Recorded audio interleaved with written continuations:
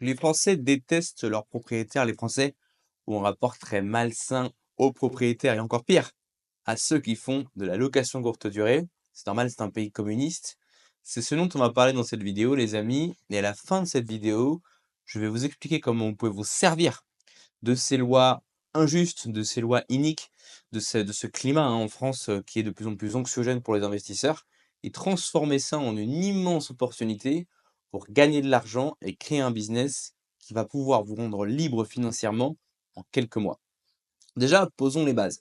Si vous êtes vous-même investisseur immobilier ou si vous connaissez des gens qui ont acheté un bien, quand je dis investisseur, c'est un bien grand mot, hein, c'est pas forcément des gens riches ou quoi, mais des fois, c'est simplement des gens qui ont, après une vie d'effort, une vie de sacrifice, eh bien, ils ont acheté un bien ou deux pour se faire un petit complément de revenus, sécuriser leurs capitaux hein, contre l'inflation, et puis pourquoi pas se constituer une petite retraite. Si vous connaissez des gens qui sont dans ce cas ou que vous êtes dans ce cas, vous le savez, en France maintenant, c'est de notoriété commune hein, que eh bien, les locataires ont tous les droits. Ils peuvent détruire votre appartement, ils peuvent saccager l'appartement, ils peuvent rentrer, cesser de payer et être inexpulsables pendant plusieurs années.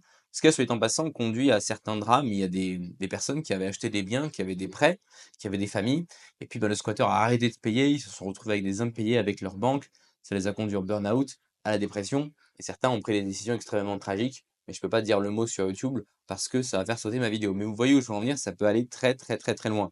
Moi, si vous voulez, cette situation, je la connais depuis très longtemps, en fait, puisque j'ai des gens autour de moi qui sont dans l'immobilier. Et je dirais qu'il y a 10 ans, c'était déjà le cas, en fait, mais on n'en entendait pas parler, en fait. C'était que les gens qui étaient dans l'immobilier qui savaient que, eh ben oui, en réalité, un squatteur peut rentrer dans un bien, arrêter de payer et être inexpulsable. On trouvait ça dingue, quand on racontait ça autour de nous, les gens étaient choqués, ils disaient: «Mais non, c'est pas possible, il y a forcément moyen de faire ceci, de faire cela». Mais maintenant, j'ai vraiment l'impression qu'en 2025, ça commence à être connu, en fait. Les locataires, même les gens qui ne font absolument pas d'immobilier, savent que, en tant que locataire, ils ont tous les droits, d'accord? Et même des gens, des fois, quand vous les rencontrez, vous dites que c'est pas forcément un mec qui connaît très bien la loi, c'est pas quelqu'un de très intelligent. Et effectivement, des fois, c'est pas des gens très intelligents, mais s'ils savent une chose, c'est qu'ils peuvent faire ce qu'ils veulent dans leur logement et que vous ne pourrez pas les déloger. Je veux dire, vous donner une petite anecdote. Je connais une dame, d'ailleurs relativement âgée, qui a un petit immeuble, en France et qui a récemment eu des problèmes avec un locataire qui était un alcoolique et qui, bien sûr, en fait, saccageait tout et mettait de la musique à fond à 3 heures du matin, laissait l'eau couler, il y avait des problèmes de dégâts des eaux pour les locataires d'en dessous et cetera. Impossible, en fait, de le déloger, de le faire sortir et donc pour l'encourager à retrouver un logement, cette dame lui a offert un mois de loyer gratuit. Elle était tellement désespérée qu'elle lui a offert un mois de loyer gratuit pour qu'il s'en aille. Elle lui a dit: «Voilà, je vous offre ce loyer, comme ça vous pouvez avoir des petites économies. Servez-vous-en pour payer une caution pour trouver un autre logement, mais par pitié, partez». Il est parti au bout de 6 mois et là, c'est une nouvelle qui est toute récente. Ces gens sont complètement obligés d'entièrement refaire l'appartement. La douche ne fonctionne plus, la kitchenette ne fonctionne plus, il y a des tapis brûlés. Tout doit être entièrement refait. Donc vous voyez, c'est un petit peu ça le climat en France. Alors, avant de vous parler justement de la formidable opportunité que vous pouvez exploiter, hein, parce que là où il y a une crise, il y a toujours une opportunité. J'ai envie qu'on se pose la question de savoir, mais pourquoi en France, en fait, il y a ce rapport à l'immobilier? Pourquoi les lois sont-elles à ce point en faveur du locataire? Même à un point où ça en devient absurde. Mais je pense que c'est parce que, comme je le dis souvent, en fait, en France, le mindset des Français sur la question économique est resté bloqué à Germinal. En fait, la France est un pays, en tout cas sur le plan économique, qui est entièrement à gauche. Sur le plan des valeurs, sur le plan de la société, il y a une espèce de conflit gauche-droite qui est en train d'être gagné par la gauche de toute façon. Mais sur le plan de l'économie, c'est un pays de gauche, et j'en veux pour preuve. Même les partis qui sont considérés comme étant de droite, voire d'extrême droite, proposent sur le plan économique des mesures de gauche, ou alors ne proposent rien. C'est un peu de gauche et il y a vraiment encore cette vision en 2025, en fait, du sale propriétaire. Le propriétaire, celui qui a un appartement, en fait, c'est un sale riche, c'est quelqu'un qui est dans l'abondance. Puisque regardez, lui, non seulement il a déjà un endroit pour se loger, mais en plus, il a un logement vacant dont il est propriétaire et dont il se sert pour se faire un complément de revenu. C'est scandaleux. Alors que moi, clochard, moi, RMiste, moi, paresseux, eh ben, j'ai même pas de logement principal, je suis obligé de payer un loyer, que lui, non seulement il a ce logement principal, mais même il se gave encore plus en exploitant les pauvres travailleurs, en les forçant à payer un loyer. Il y a vraiment cette vision-là du propriétaire qui est perçu comme quelqu'un qui est dans l'aisance, d'accord? Et qui du coup se sert de la misère des autres. Mais ce que les Français détestent encore plus que les propriétaires immobiliers, ce sont les propriétaires qui utilisent leurs biens pour faire de la location courte durée. Et ça pour 2 raisons. La première, C'est parce qu'ils se disent: «Regardez ce sale riche, non seulement il est propriétaire, mais en plus il ne met même pas son bien à notre disposition et il ne va pas mettre son bien à notre disposition». Pourquoi? Pour faire encore plus d'argent, le salaud. Il n'est intéressé que par l'argent. Il veut en faire encore plus d'argent et pour ça, il va faire de la location de courte durée. Et non, ça c'est la première raison. La deuxième raison, c'est que, bah, du coup, la location courte durée, à qui s'adresse-t-elle? Bah, pas forcément à des gens qui sont en galère. Généralement, c'est à des touristes, c'est des gens qui vont dépenser pour se faire du bien, pour se faire plaisir. Donc voilà une économie, en fait, où d'un côté, vous avez un sale riche qui veut s'enrichir encore plus et de l'autre côté, vous avez des clients qui sont, ma foi, des gens qui sont dans l'aisance, qui vont justement booker cette location de courte durée pour passer du beau temps, pour faire du tourisme. Du point de vue du gauchiste, du point de vue du RSR, c'est doublement scandaleux. Non seulement il y a un appartement qui n'est plus à sa disposition, car dites-vous toujours que dans la tête d'un gauchiste, le bien d'un propriétaire, en fait, n'est pas sa propriété privée. C'est un bien qui normalement devrait appartenir à la communauté, hein, c'est la mise en commun, d'où le communisme. Mais bah, malheureusement, comme on est dans un sale pays ultralibéral, ben, il y a encore un peu de propriété privée et malheureusement, le propriétaire est encore libre de jouir de son bien. Mais dans la tête, en fait, du gaucho, du communiste, eh ben, le bien d'un propriétaire n'est pas son bien. Il n'est pas libre d'en faire ce qu'il veut et de le mettre à la disposition bah, de la plèbe, en fait, de la masse. D'accord? Or, bah, là, avec la location courte durée, précisément, il ne fait pas ça. Il ne nous met plus son bien à disposition, il va aller s'en servir pour faire venir des touristes et s'enrichir encore plus, le salaud. Et j'ai même connu des gens qui étaient de gauche et qui étaient persuadés, écoutez-moi bien, hein, que les propriétaires mettaient leur appartement sur Airbnb parce que sur Airbnb, ils ne payaient pas d'impôts. Il y a un mec qui m'a soutenu ça, dur comme fer. Il m'a dit, ils les mettent sur Airbnb, les appartements, parce que comme ça, ils ne déclarent pas et ils ne payent pas d'impôts. Vous voyez, pour ceux d'entre vous qui avaient déjà fait du Airbnb, du booking, de la location courte durée, pour ceux d'entre vous qui êtes propriétaires, vous voyez le décalage total entre ce que les gauchistes imaginent et la réalité. C'est absurde, c'est hilarant, mais la réalité, c'est qu'il y a des gens qui votent et qui pensent comme ça. Donc vous voyez, pour eux, cette histoire de location courte durée est doublement scandaleuse. Le riche s'enrichit encore plus, les pauvres ont moins d'appartements dans lesquels se loger, et les sales touristes viennent pour s'amuser. Et du coup, c'est pour ça en fait que quand vous allez regarder sur internet, en particulier quand vous regardez du contenu francophone, parce que si vous parlez anglais, c'est une landscape qui est un petit peu différente. Mais quand vous regardez du point de vue francophone, sur internet, dès que ça va parler de location courte durée, dès que ça va parler d'Airbnb en particulier, mais aussi de Booking, mais aussi d'autres méthodes, ça va tout de suite être un sujet un petit peu touchy. Ça va être un sujet où vous allez voir les gens s'énerver, les gens être à fleur de peau, vous voyez? Parce que c'est pas un sujet neutre en France. L'immobilier et le logement ne sont pas des sujets neutres et la location courte durée et en particulier Airbnb ne sont absolument pas des sujets neutres. Ce sont des sujets qui sont presque aussi sensibles que les questions, par exemple, d'immigration, de religion, de politique. D'accord? C'est des sujets ultra sensibles.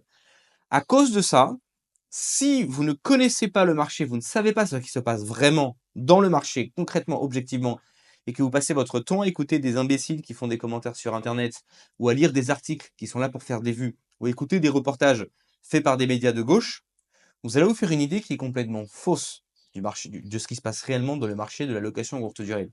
Et la réalité, c'est que la France est un des pays les plus touristiques au monde et que même si effectivement il y a des régulations, il y a dans certaines grandes villes de très fortes régulations sur le marché de la courte durée, eh bien ce marché en France est un marché qui est extrêmement juteux.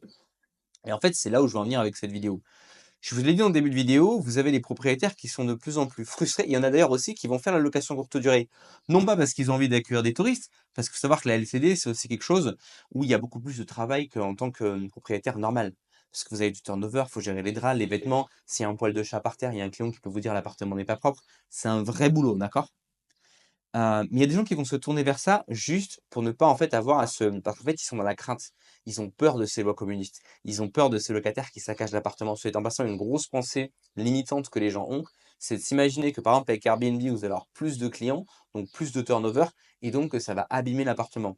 En réalité, moi qui ai plusieurs appartements sur Airbnb depuis plusieurs années maintenant, je peux vous garantir que les appartements en courte durée s'abîment beaucoup moins vite que les appartements en longue durée.